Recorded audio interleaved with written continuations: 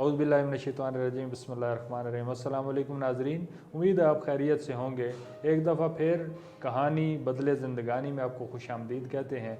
और जैसे हमने आपसे कहा था कि आपको ऐसे लोगों से मिलवाएंगे जो कहानी बयानी में अपनी मिसाल आप रखते हैं और उनकी कहानी आपकी ज़िंदगानी को बदलने में अहम किरदार अदा करेगी। आज हमारे स्टूडियो में, ECI स्टूडियो में हमारे साथ मौजूद हैं याकूब यूसुफ साहब। याकूब यूसुफ साहब पाकिस्तान के अंदर तकरीबन हर खत्ते में ट्रेनिंग करवा चुके हैं, बहुत अच्छे फैसिलिटेटर हैं, बेहतरीन ट्रेनर हैं और बहुत सारे शोबों में ट्रेनिंग करवाने का तजर्बा रखते हैं। इनकी ट्रेनिंग बहुत पसंद की जाती है, बहुत कुछ लोग सीखते हैं, लेकिन इनका अंदाज़ बयान, इनकी कहानी बयानी जो है वो भी बहुत पसंद की जाती है। तो याकूब साहब आपको खुशामदीद कहते हैं। थैंक यू और सर। हम ये चाहेंगे कि आज आप हमारे नाज़रीन को कोई ऐसी कहानी सुनाएं जिससे वो कोई सबक हासिल करें और उनकी ज़िंदगी के अंदर बदलाव आए। जी ज़रूर, शुक्रिया आपका। ये कहानी मेरे लिए भी बड़ी सबक आमूज़ है और मैं आप लोगों के साथ शेयर करना चाहूँगा। ये कहानी एक पढ़े लिखे नौजवान की है। वो पढ़ा लिखा नौजवान अपने घर में बैठा होता है अपनी पढ़ाई मुकम्मल करके और अपनी नौकरी की तलाश में होता है। उसको ज़रूरत होती है रोज़गार की ताकि वो अपनी ज़िंदगानी को अच्छे तरीके से चला सके।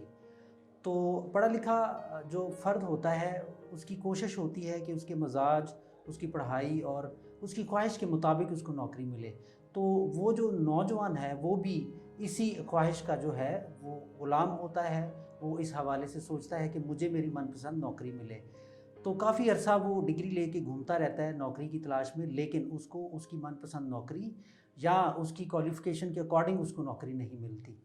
तो एक दिन वो थक हार के अपने घर बैठ जाता है और थोड़ा मायूस होता है। उसी समय एक उसे कॉल आती है उसके दोस्त की और वो ये कहता है कि आपके लिए मेरे पास एक नौकरी है, अगर आप करना चाहते हैं तो वो आप कर सकते हैं। वो नौकरी आपकी क्वालिफ़िकेशन को मैच तो नहीं करती, लेकिन क्योंकि आप परेशान थे, मायूस थे, आपने मेरे साथ शेयर किया था, तो इस वजह से मैंने आपको बताया है। तो अगर आप चाहते हैं तो वो नौकरी कर सकते हैं। उसने कहा जी ठीक है, मुझे तो अब जैसी भी नौकरी मिलेगी मैं करूँगा, क्योंकि मैं परेशान हूँ और मैं अपने हालात को बदलना चाहता हूँ। तो वो अगले दिन का वक्त आपस में तय करते हैं और अगले दिन नौकरी के लिए चले जाते हैं। और होता यह है कि जब वो उस जगह पर पहुँचते हैं जहाँ उन्हें नौकरी हासिल करनी है, तो वहाँ पर उनकी जो मुलाकात है एक कॉन्ट्रैक्टर से होती है, जिसका काम होता है कि वो दरख्तों की कटाई करता है और मुख्तलिफ मज़दूरों को लगा कर के ये काम जो है सर अंजाम देता है रोज़ाना की बुनियाद पर। तो वो भी वहाँ पर जाते हैं और वो जो उसका दोस्त है वो उस ठेकेदार से बातचीत करता है और वो कहता है कि मैं अपने दोस्त को आपके पास लेके आया हूँ, आप इसको अपनी नौकरी जो है दे दें, नौकरी पर इसको रख लें। तो वो नौकरी पर उन्हें रख लेते हैं। वो जैसे उनकी सूरत हाल देखते हैं तो वो फरमाते हैं कि आपकी जो हालत है ये तो थोड़ी इस तरह की नहीं है कि आप ये नौकरी कर पाएँ। तो वो नौजवान कहता है कि मेरी हालत में मत जाएँ, मैं एक ज़रूरतमंद फ़र्द हूँ, तो मुझे नौकरी की ज़रूरत है, तो आपसे गुज़ारिश है आप मुझे नौकरी पर रख लें। तो वो नौकरी पर रख लेता है। वो कहता है जी आप दरख्तों की कटाई शुरू करें। तो पहले दिन ज़ाहिर है किसी भी फ़र्द को जब जॉब मिलती है तो वो खुश होता है और बड़ी मेहनत और जज्बे के साथ काम करता है। तो इसी तरह इस नौजवान ने भी अपने काम का आगाज़ किया।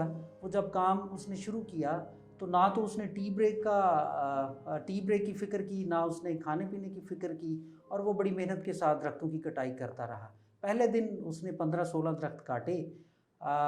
फिर दूसरे दिन जब वो दोबारा अपनी नौकरी पर आया तो उसकी जो प्रोडक्टिविटी है, जो पैदावारी सलाहियत है, वो कम हो जाती है। वो 15 दरख्तों से 13 दरख्तों की कटाई पर आ जाता है।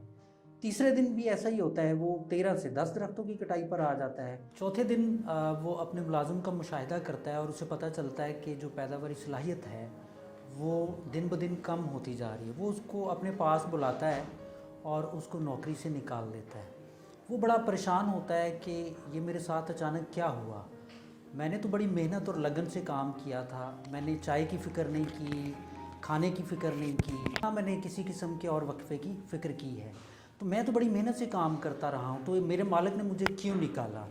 तो इस परेशानी के आलम में बोझिल कदमों के साथ वापस जाता है और सोचता है कि मैं अपने मालिक से एक दफ़ा पूछ तो लूँ कि मुझे क्यों निकाला है।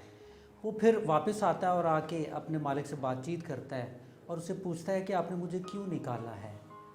तो मालिक बड़ी हैरानगी से اس کی طرف دیکھتا ہے اور وہ سوچتا ہے کہ اسے پتہ ہی نہیں کہ میں نے اسے کیوں نکالا ہے.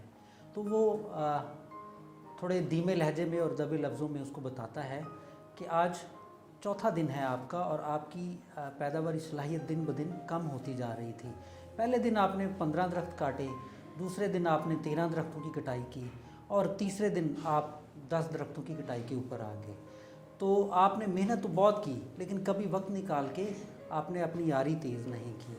تو دوستو، اگر ہم بھی وقت نکال کے خود کو اپڈیٹ نہیں کرتے، اپنی صلاحیتوں میں اضافہ نہیں کرتے اور اس نوجوان کی طرح ہم بھی اپنی یاری تیز نہیں کرتے، تو یقیناً اسی طرح تقدیر اور مقدر ہمیں بھی اپنے روزگار سے ہمیں الگ کر دے گی اور اسی طرح نکالے گی، اور ایک دن ہم بھی سوچیں گے کہ ہمیں کیوں نکالا گیا.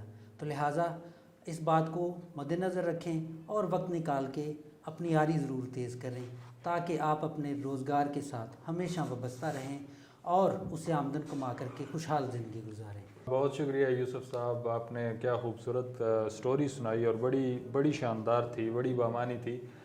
یعقوب صاحب اس میں جو بیان کر رہے تھے انہوں نے لب لباب بھی بیان کر دیا.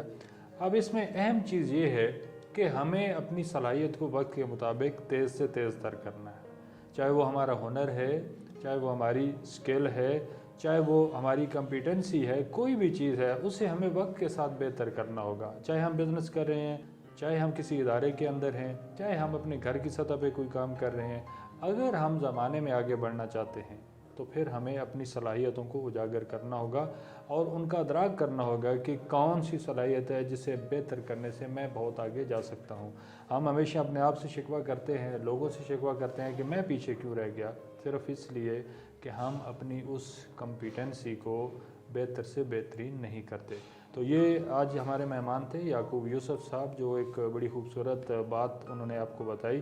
تو ساتھیوں، زندگی میں اگر آپ آگے بڑھنا ہے تو وقت کے ساتھ اپنے آپ کو تیار کرنا ہوگا، بہتر کرنا ہوگا اور بہترین کرنا ہوگا، ورنہ ایک وقت آئے گا جب آپ یہ کہنے پہ مجبور ہو جائیں گے جو جملہ انہوں نے بولا تھا، بڑا زمانی سا جملہ ہے کہ مجھے کیوں نکالا گیا.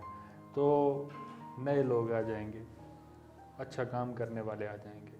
خوش رہیں، شاد رہیں اور آباد رہیں. اسی طرح اس پروگرام کے ساتھ منسلک رہیے. آپ کو ہر دفعہ ایک نئی کہانی جو بدلے زندگانی کے تاثر کے ساتھ آپ کو ملے گی، اسے سنتے رہیے اور خوش رہیں، شاد رہیں، آباد رہیں. پاکستان زندہ باد.